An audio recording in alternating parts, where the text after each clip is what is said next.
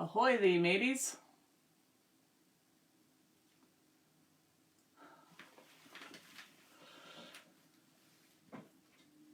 You may be wondering why I'm dressed like this. I will tell you soon. Hi, Lilette.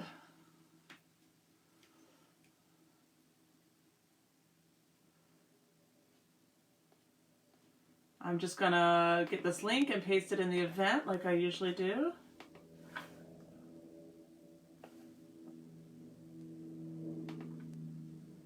Thanks for joining us today. Let us know. Shoot us a comment so we know who's watching.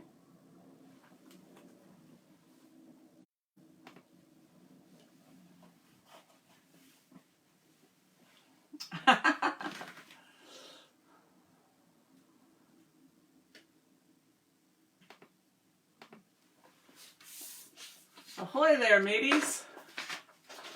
I hope you be willing to write today.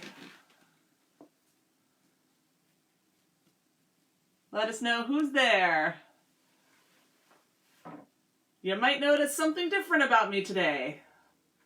There might be an element of time travel involved with our workshop today, so be prepared and make sure you've taken your time travel pills. Hi, it's Ella. It's good to see you.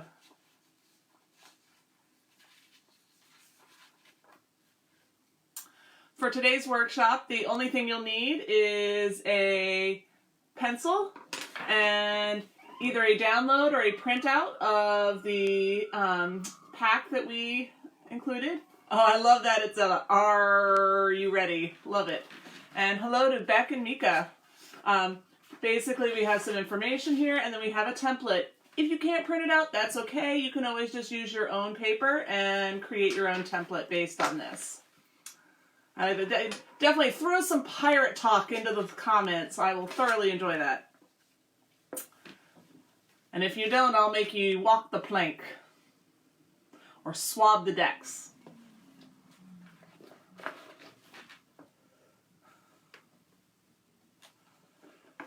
And thanks everyone for your patience. Last week we weren't able to do our workshop, so we posted a writing activity on our Facebook page. I hope you guys were able to participate in that.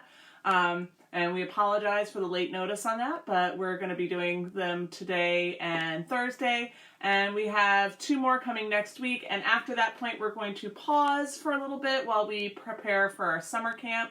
And we'll be letting you guys know information about that soon, so that you can still join us. So if everyone is ready, as Zella said, are you ready to join me today? So, what's a pirate's favorite letter? That's a good one. I know the answer, but I won't give it away. You want to tell us it, Zella? It's the C. Oh, I thought it was going to be R. I don't know why I always do a hook for a finger every time I say the word R. I like that. The C, that is a good one too. I like that it's not what you expect. So today, I hope you guys will join me because as you can tell, we are going to be talking about pirates. Now, in today's workshop, A Pirate's Life for Me, Dr. Spells, as you know, we learned earlier this spring, he developed a time travel machine. Well, he's getting better at it, and he got so excited after watching his favorite pirate movie that he decided to use the time machine to go back in time to the Golden Age of Piracy. And good news, he decided to bring you with him. Now, when landing on Edward Teach, also known as Blackbeard's ship, he was a real pirate, he took over the ship and made Teach walk the plank. Now he has all of Teach's crew under his control, and he needs your help to help create a code of conduct for his new crew. Now, the thing is, pirates, these days in media and books and movies and TV shows, we think of them as being a lawless bunch of outlaws, right? They just go around attacking ships and, you know, being kind of gross and, you know, mean. The thing is, pirates actually had a very democratic society aboard their ships. So during the Golden Age of Piracy, which was in the late 1600s to early 1700s, during this time, they actually, they still wanted to go out and attack other ships, but they also had strict rules that they agreed upon on how they were going to distribute the treasure, the pirates' booty that they got, and also behavior on board ship. So they created their own codes of conduct, which they voted on and agreed to. So that seems surprising, right? You would think a lot of times in movies, the captain is the one who's in charge and everyone else is below him and has to listen to him. But they usually established rules that they all agreed upon. Now, these rules were in 4 major categories because there are actually about 7 or 8 real pirate codes of conduct that have survived. Now, not many of them did survive because usually if a pirate ship was captured, they would burn their codes of conduct because that was evidence against them if they were brought to court. So a lot of them did not survive, but we do actually have a few that we can look at to see what real pirates were, what kinds of rules they were making. So one thing they had was rules for battle. Now, that's things about you have to keep your weapon in good working order. You have to share any plunder. So they would have rules about if you find a piece of treasure and you don't bring it to the main person who's in charge of that to distribute among the crew, then that's considered stealing from the rest of the crew. Cowardice was something that they usually had rules about. They didn't want you to be a coward in a fight. You couldn't run away or hide because that, affected everyone else on the ship. You needed to keep your weapon in good working order. You couldn't sit that you had to clean your gun a certain amount of times. That type of thing. You had to make sure that your sword was sharp. They also had rules about activities that were forbidden, things that they did not want to do because it made the ship too unruly. Things like gambling. Now that's something where, people, when they were sitting there like losing money or they thought someone might be cheating, that was a kind of a powder keg for people to get upset. And when you're on a ship for long periods of time with the same people, kind of like the situation we're in right now, sometimes tempers can run high. So they wanted to make sure they had rules about how they interacted with their shipmates to kind of keep people from getting too upset. And especially when you have a lot of weapons on board, you don't really want people to suddenly get mad at each other. So they also had sometimes rules about not attacking your shipmates with weapons. It's funny that they had to make rules about that, but after all, they were pirates, right? So they had rules about who they could use weapons against and who they couldn't. In other words, your shipmate, you could fight them, but you can't use weapons. So they allowed them to do things like wrestling or things like that to solve problems. Compensation. Compensation is basically about money. So it's how they would have rules about how the treasure would be distributed among the crew, right? They might have rules that maybe the captain would get 2 shares. Maybe the next guy in charge would get 1.5 shares. And maybe they would have rules that all the other people would get 1 share. So they would have strict rules so that it wasn't like the captain was just giving some money to the crew as payment. Basically, whatever they found, they would pool together in one big, thing of treasure, and someone would go through and count out everybody's share to be sure that it was fair and equal. And again, I think on a boat, when you're on a boat for months at a time with the same people, I think having some rules like that probably help to eliminate some arguments about, oh, that's not fair, that's fair. You might be having the same issue sometimes with some of your siblings in your house. Yeah, they did. Now, the other thing is, if someone got injured during a fight, you think about pirates are known for having hooks, for having peg legs, for having, patches over their eyes. Now, sometimes the patches were actually to help reduce glare, but sometimes they might have been to, cover up an old war injury. So those types of things happened on a pirate ship, and they didn't really have a lot of medical help. Usually it was the carpenter who would deal with medical injuries like that. So, oh no, I'm frozen. So I hope it clears up for you. So if someone got injured during a pirate battle, there were specific amounts of compensation for that, meaning they would get paid because they injured themselves while fighting for the crew. So they would, hi Cecilia, it's good to see you. So we're talking about how pirates had real rules and they all agreed to them. Now, finally, they would have punishments, and they would list, if you broke some of these rules, what kind of punishment you would get. Now, let's take a look at an example, and this is a real example of a pirate code of conduct from Captain Edward Lowe's ship. It's actually, he and another pirate sailed together for a while, and so we have a really good record of what their rules were, because both of their rules were used in a court of law or were written about in a newspaper. Hi, Claire. And so we actually have records that show that they had almost the same codes of conduct, but then at some point they split off and did their own thing, and so they changed their code of conduct slightly. But so this one is a very well documented one. It was actually published in the Boston Newsletter newspaper in 1723 after one of Edward Lowe's associates, so another pirate who was working with him, was captured and put on trial. So it had rules such as the captain is to have 2 full shares, the master is to have 1 share and 1/2, the doctor, mate, gunner, and boatswain 1 share and 1/4. So you can see who they felt like were the most important people on the ship. Hi, guys. So the captain, obviously, he earned twice as much as other people. His second in command was the master. He would earn 1.5. They felt the doctor, the mate, the person who was in charge of the guns, and the person who was in charge of controlling the boat, those were people that they felt were very important. So they did, in this case, they did actually have a doctor on board. Now again, probably not trained the same way that a doctor we know is trained. They use very primitive methods. But so whoever was acting as the doctor on that ship got a little bit extra because of the importance of their work. Another rule that they had, and you can see this is in the document that we downloaded, is he that shall be found guilty of taking up any unlawful weapon on board the privateer or any other prize by us taken, so as to strike or abuse one another in any regard, shall suffer what punishment the captain and the majority of the company shall see fit.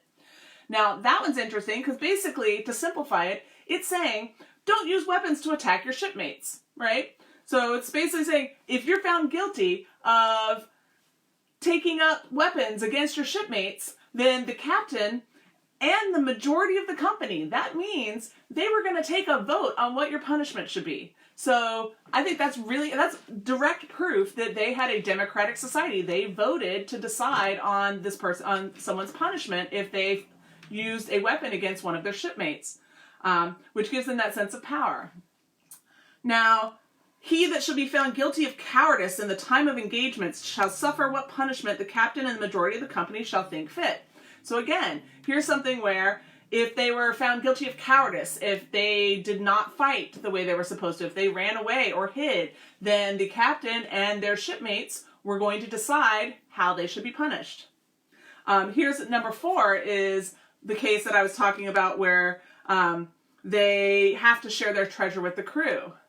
So, if any gold, jewels, silver, etc. be found on board of any prize or prizes, those are the ships they were attacking, to the value of a piece of 8, so even as small as a piece of 8, which was just, basically it was an eighth of a piece of the money that the Spanish Armada used, so the Spanish used. So they would cut the pieces into 8 pieces, and they were like basically coins that they could use, so portions of the money. That finder does not deliver it to the quartermaster in the space of 24 hours, he shall suffer what punishment the captain and majority of the captain shall think fit.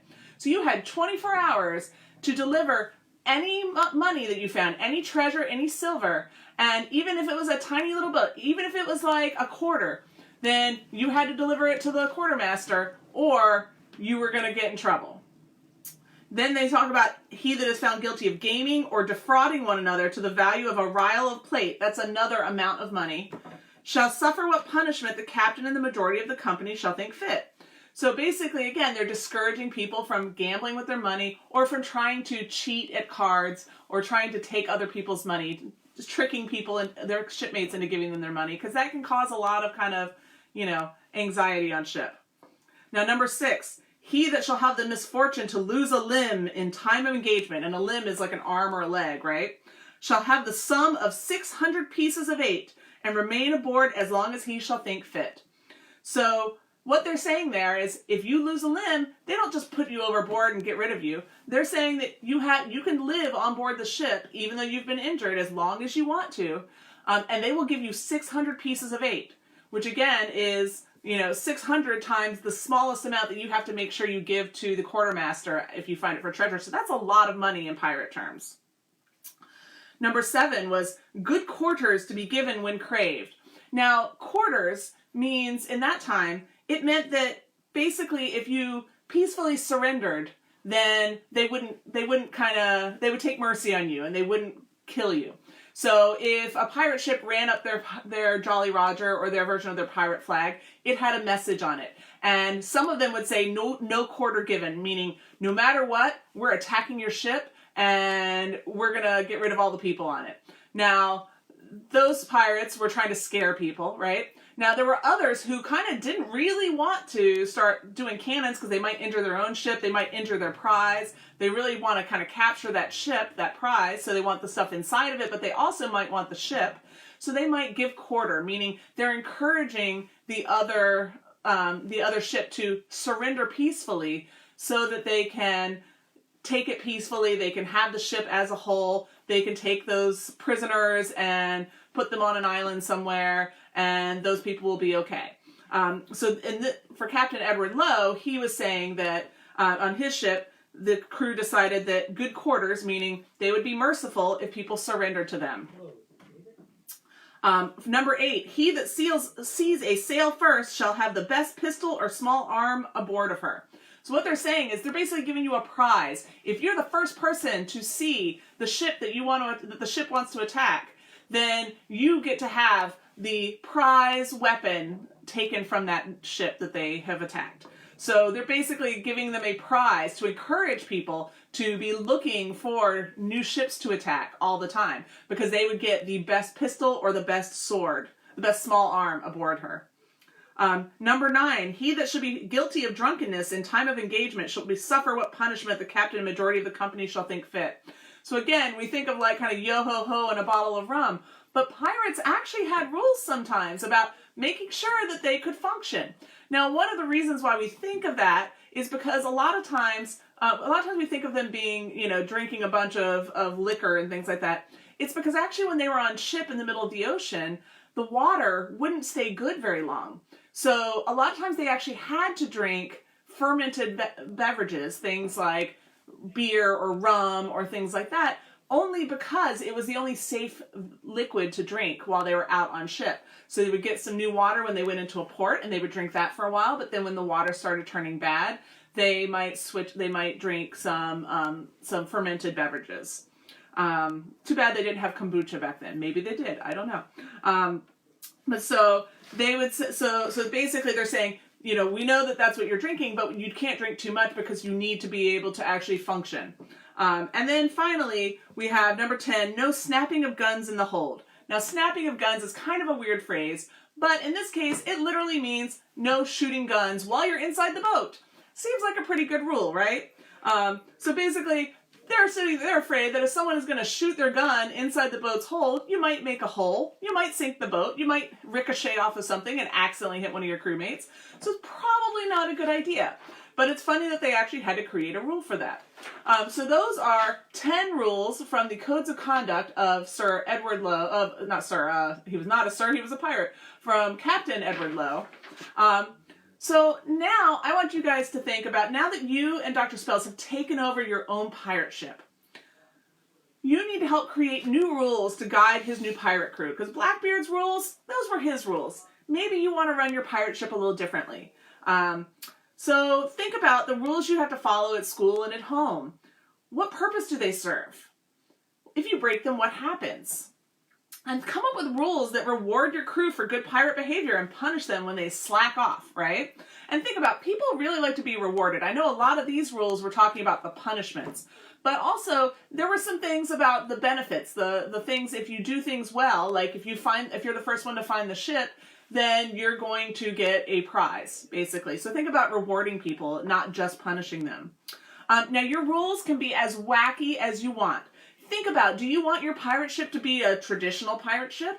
Or do you want it to have some kind of theme? Do you want it to have maybe it's a crew that's all animals. Maybe it has, the only treasure it wants to find are pirate hats or socks or whatever. So think about what kind of fun theme, if you want, do you want to theme your pirate ship around? So you can really make it your own. If you don't really like the pirate theme, you can think about like a really outlandish pirate ship where maybe instead of shooting with guns, they're shooting with marshmallow guns. They're you know, pouring ice cream sauce on, like chocolate sauce on people. I don't know. Feel free to use your imagination. Now think about what would be most helpful for finding as much treasure as possible. What kind of rules should the pirates follow to find their chosen plunder? Be sure to use a lot of pirate speak. Think about how pirates speak. In fact, I would love it if you guys would throw up some up on the comments. I don't know why I said throw up. Put in the comments some of the piratey words that you know. Maybe that'll help us get inspiration. I know I love the word R, and again, every time I say the word R, I always do a hook finger. Not sure why. Mateys. You think about, they sometimes call people who live on the land who aren't pirates landlubbers. I'm sure that probably was derived from land lovers. The crow's nest, that's that little place up on top of the mast where you're up at the top of the mast and you have the little circular like little deck up there where you can see really far. I bet those people might have been the first ones to see other ships. You think about plunder, taking the treasure. You think about pirate's booty, right? You think about scuttle. You think about shiver me timbers. What other words do you think of when you think of pirates? And then make sure you consider every part of life on the pirate ship, from battles to celebrations. And then, so what you're going to do is you're going to take this paper, and the comments are a little frozen. I don't know if that's because you guys are busy writing or if Facebook is being a little weird. So if I've not seen your comments, I apologize. Just wanted to put that out there. And I will take a look at them when I go on my computer after this video. So for now, what you're going to do is you're going to create your code of conduct. So up here it says Captain Blanks. So that's where you're going to put your name. Now, my name when I'm a pirate is Stub-Eye Lizzie, because I have, a lot of times pirates have kind of names that are descriptive of them, and I have a little injury to a permanent injury to my right eye, so I like to call myself Stub-Eye Lizzie. So I'm going to put Captain Stub-Eye Lizzie's code of conduct. So you can create a funny name for a funny captain name for yourself. And then thank you guys for putting some stuff in the comments. Blow me down. Yeah, I like that. That's a good pirate thing. So the code of conduct from the pirate ship. Now I need to think of what I want my pirate ship's name to be. Because even if you took over a pirate ship that already existed, a lot of times captains would rename their ships. A lot of times, especially if they captured maybe a Navy ship, they would actually give it a new name and, you know, make it something more adventurous or more ferocious. So I think I'm going to be from the pirate ship. I don't know. Do you guys have any ideas? The pirate ship. I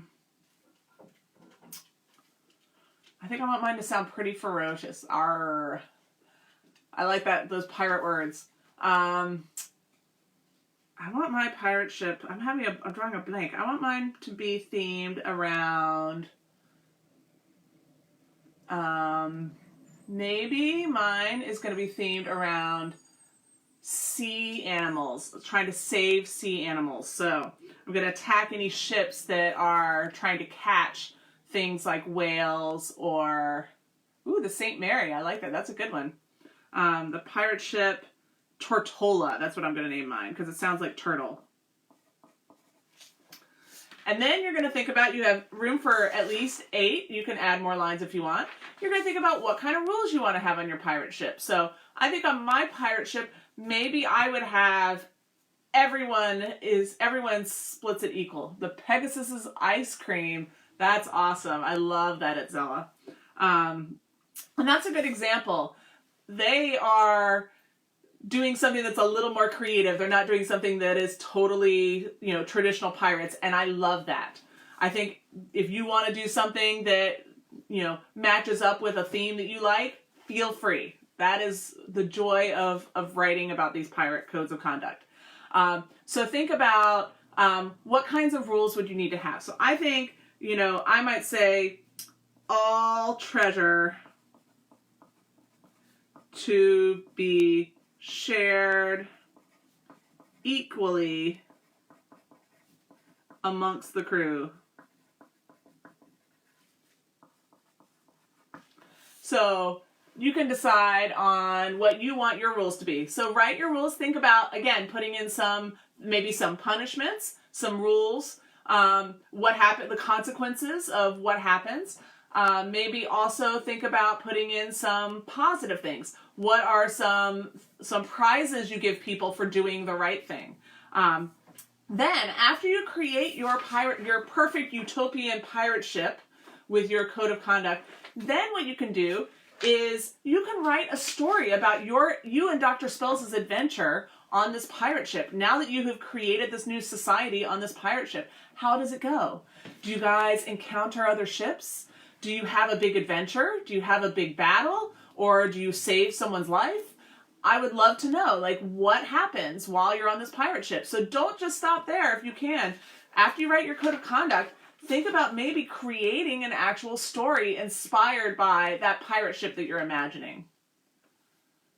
And then after you do this, we would love for you to share it in the comments under this video, or directly to us on direct message. I would love to know about all these pirates. I know a lot of people were really having some fun with these learning about pirates, and then also thinking about their pirate ship. So definitely share with us, because that's one thing we love about working with you guys, is seeing what you create. So again, thank you for joining me today. I am Captain Stub-Eye Lizzie, and just stopping by here to teach you guys a little bit about pirate codes of conduct.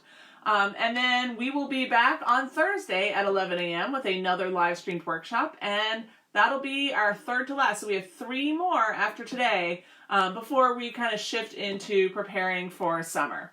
So thank you guys so much for joining me. If you have any questions, feel free to put them in the comments, and we will be looking back at those throughout the day and this week. And have a good day. Bye.